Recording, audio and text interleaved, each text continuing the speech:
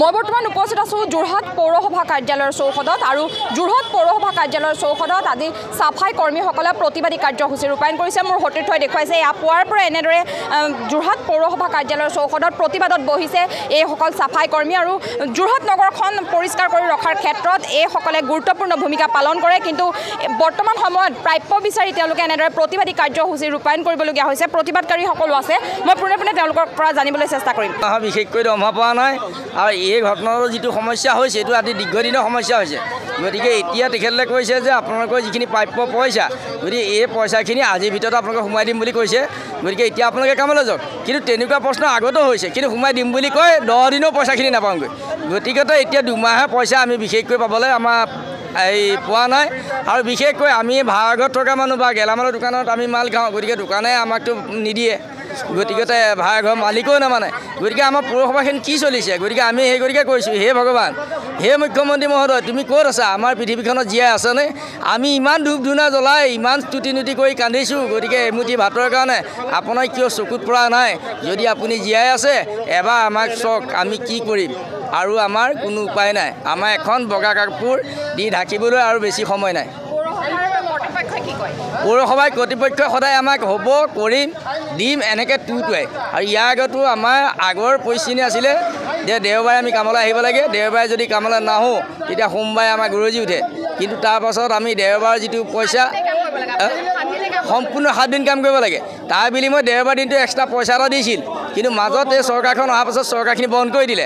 তাৰপাছত টাউনখনৰ অৱস্থা বেয়া হ'ল। তাৰপাছত ক'লে তেওঁলোকে এখন আমাক কাগজ দিলে যে আগৰখিনি হ'ল, এতিয়া পুনশ্চ আপোনালোকে কাম কৰা পইচাখিনি পাব।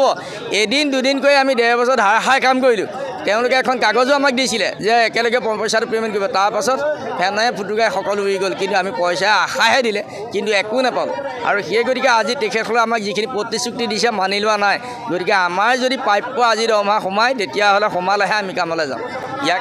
হয়, এইসকল আছিল আচলতে পৌৰসভাৰ চাফাই কৰ্মী আৰু নগৰখন পৰিষ্কাৰ কৰাৰ ক্ষেত্ৰত গুৰুত্বপূৰ্ণ ভূমিকা পালন কৰে এইসকল কৰ্মচাৰীয়ে। আৰু তেওঁলোকে প্ৰাপ্যৰ পৰা বঞ্চিত হৈ আছে। প্ৰায় 2 মাহে তেওঁলোকক প্ৰাপ্য দিয়া নাই বুলি উল্লেখ কৰিছে।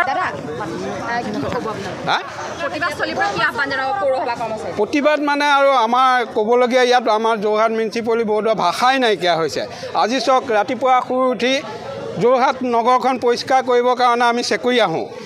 নলা দমা জাবৰ জোঁথৰ গু মূতৰ পৰা বিভিন্ন ধৰণৰ লেতেৰা কামতে আমি দিনটো বিজি হৈ থাকোঁ।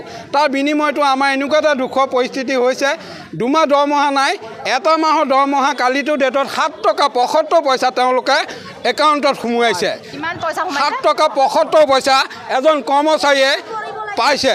এনেকুৱাই পৌৰসভা বিচাৰ, এনেকুৱাই পৌৰসভা ওপৰৱালাৰ মানে কেনেকুৱা ধৰণৰ তেওঁলোকে আঁচনি লৈছে, আমি মানে নিজে বিয়াত মানে দুখ পাইছোঁ। আৰু চাওক, আজি যুগ ধৰি 30-40 বছৰ ধৰি মাছটাউল মানুহ মাছটাউলতে আছে। কতবাৰ দাবী দুবা কৰিছে, মাছটাউল মূলৰ পৰা ৰেগুলাৰ কৰা নাই, কোনো ক্ষেত্ৰত গা নলয়। গম পাইছে, তেওঁলোকে নিজৰ খালি নিজৰ মোকা নিজে বিচাৰিছে আৰু এই মানুহখিনিক সদায় তললৈ নমাইছে। আজি চাওক, বিহু এটা আহিছে, কিবা এটা যদি এয়া বিচাৰোঁ আমাক নিদিয়ে। গম পাইছে, আমাৰতো পৰিয়াল আছে। সেইকাৰণে আমি চাওক, সদায় এই যোৰহাট টাউনখন চাওক, যদি এদিন চফা নকৰোঁ এই যোৰহাট টাউন গেলি যায়। আমি ৰাতিপুৱা 6টা বজাত ওলাই আহোঁ, 8টা বজাত আমি ইয়াত পাম্পিং মাৰি আমি ফিল্ডত ওলাই গৈ আমি বিভিন্ন ড্ৰেইনে সোমাই বিভিন্ন জাবৰ জোঁথৰ পৰা বুলি ভাগে মানুহ কামত লাগি যায়। কোনো কৰ্মচাৰীয়ে গাদ্দাৰী নাই কৰা, আজিলৈকে গাদ্দাৰী নাই কৰা। তথাপিতো কালিটো ডেটত 7 টকা 75 পইচা এই পৌৰসভাই কি ধৰণে সোমোৱাইছে সেই বিষয়টো লৈ আজি গোটেই কৰ্মচাৰী আহি পেলাই ইয়াত এইটো কৰিবৰ কাৰণে আমি বাধ্য হৈছোঁ। এদিনত 7 টকা, এদিনত হাজিৰা আমি 380 টকা পইচা, 380 টকা পইচা আমি এদিনত হাজিৰা দিয়ে তেওঁলোকে। কালিটো ডেটত পাইছোঁ 7 টকা 75 পইচা এমাহৰ দৰমহা। তাতকৈ আৰু আপোনালোকক কি ক'ম, ভাষা নাই ক'বলৈ। নিজৰ পৰিয়াল, ল'ৰা ছোৱালী, স্কুল কলেজৰ ফিজৰ পৰা বুলি ধৰি বিভিন্ন আমি মানে এনেকুৱা গাঁৱত দবাইছে আমাক, আপুনি ভাবিব নোৱাৰে। কিন্তু গম পোৱা মতে লাখ টকা পৌৰসভালৈ আহি থাকে। ক'ত টকা ক'লৈ গৈছে কোনো তাৰ ৰুমঘাম নাই। কৰ্মচাৰী হৈয়ে আছে। আজি এইবোৰ মানুহ আজি মাছটাউলত বুঢ়া হৈছে, আপোনাৰ এই মানুহবিলাকক আজি ফিক্স কৰা নাই, ৰেগুলাৰ কৰা নাই, কোনো ক্ষেত্ৰত তেওঁলোকৰ আজি পৰিমিতে গা লোৱা নাই। সেইকাৰণে আমি এতিয়া অনিবাৰ্য এইটো আমাৰ ধৰণা থাকিব আৰু আমি কৰি থাকিম এই বিষয় লৈ। ইয়াত চৰকাৰে বাইদেউ এটা কথা, আজি আমি হিমন্ত বিশ্ব শৰ্মাই কৈ আছে যে আমি ইমান লাখ টকা চাকৰি দিছে, আমিও দেখিছোঁ দিছে, কিন্তু এই পৌৰসভা গেলা নৰ্দমা কৰা মানুহখিনি এই চৰকাৰৰ দৃষ্টিগোচৰ আজিলৈকে হোৱা নাই। তেওঁ আহিলে আমি এইটো তেওঁ বিচনাখনো পাৰি দিব লাগে, এনেকুৱা এটা পৰিস্থিতি হয়। সেই পৰিস্থিতিত আজি আমাৰ পৌৰসভা মানুহখিনিক দেখা নাই। আমি অনুৰোধ, তেওঁ অহাৰ লগে লগে আমাৰ ঘৰত গু মুঠৰ পৰা ধৰি আমাৰ বিচনা পৰালৈকে আমাৰ দায়িত্ব থাকে। মুখ্যমন্ত্ৰী অহাৰ লগে লগে ইয়াত, কিন্তু আজি ৰাস্তাটো যেতিয়া ভূ মাৰি ভাত খাব পৰা কৰিব লাগে, তেতিয়া আমাৰ পৌৰসভা মানুহখিনি অৰিহণা আছে নহয়। এই কথাখিনি তেখেতে অকণমান দৃষ্টিগোচৰ হ'ব বুলি আমি ধাৰণা কৰিছোঁ, আমি আপোনালোকৰ চেনেলৰ যোগেদি।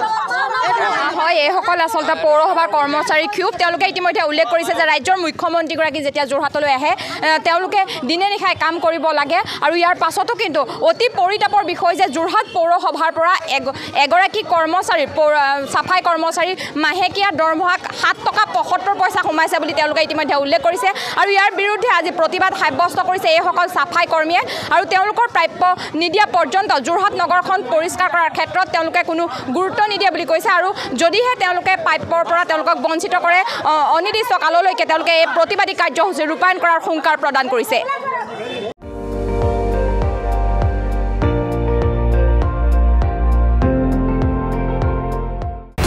আপুনি চাই আছে ND24, সৰ্বশ্ৰেষ্ঠ নহয় সৰ্বোত্তমৰ দৌৰ।